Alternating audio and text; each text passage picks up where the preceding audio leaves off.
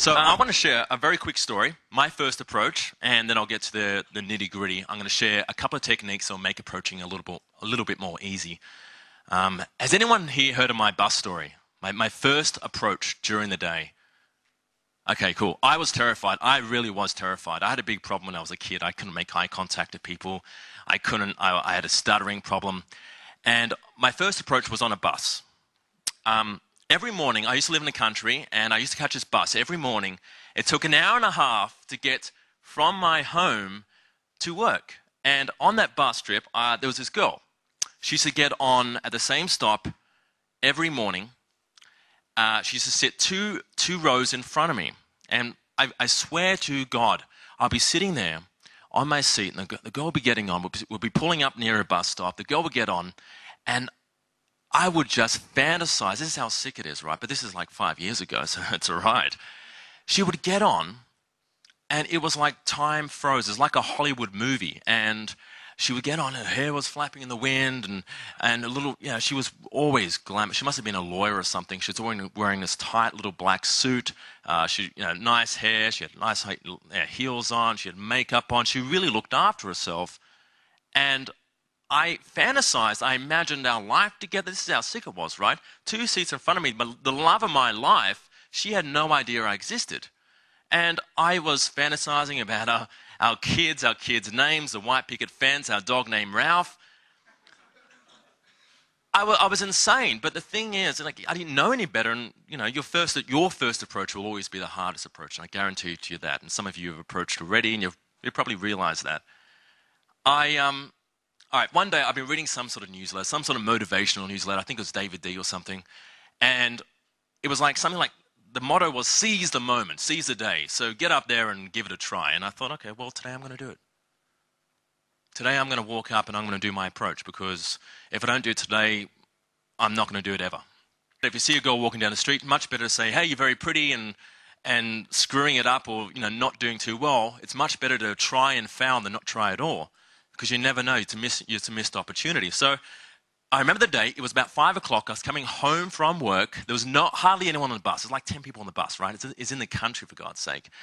And again, she sat 2 seats in front of me. I sat there and I stared. And I cringed the day, like I knew I had to walk up and talk to her, but there's still people on the bus.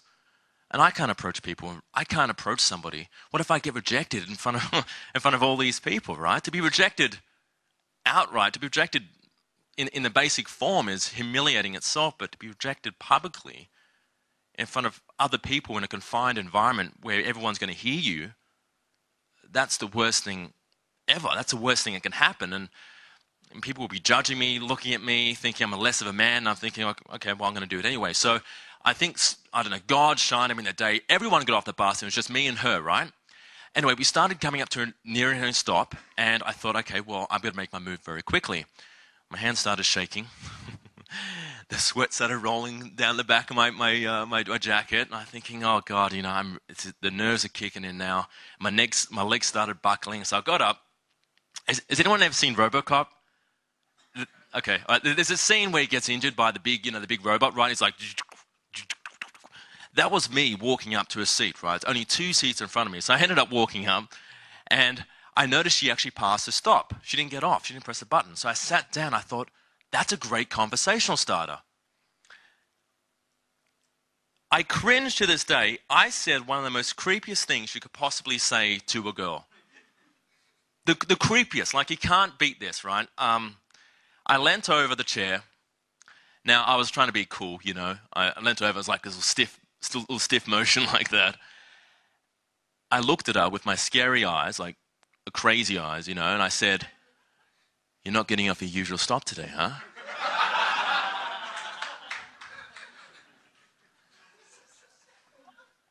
I actually thought I was doing well, right? I didn't know any better. And I actually thought I was getting somewhere with this girl, but I wasn't. And I can see it to this day, the creepometer was going up to 10.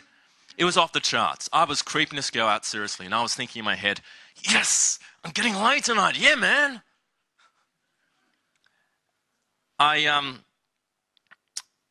We started talking. I said, I said, you're not getting off usual stop. She said, no, I'm going to a birthday party. I like birthday parties. My birthday's coming up soon. Okay, so my stop was coming up. I said, so I'll see you around then. Yeah, you'll see me around. I got up and I walked away, and I'm a big fan of Hollywood movies, so I wanted to do the glance back, the whole, they always do like a glance back. So I was I was on the second step, and I looked back. I got off the bus, and I never saw this girl again. I think she bought a car. And I mean, that's just a quick story, just to show you, like, it's the first approach is always going to be the harder one, like I said before. But you got to make the effort. And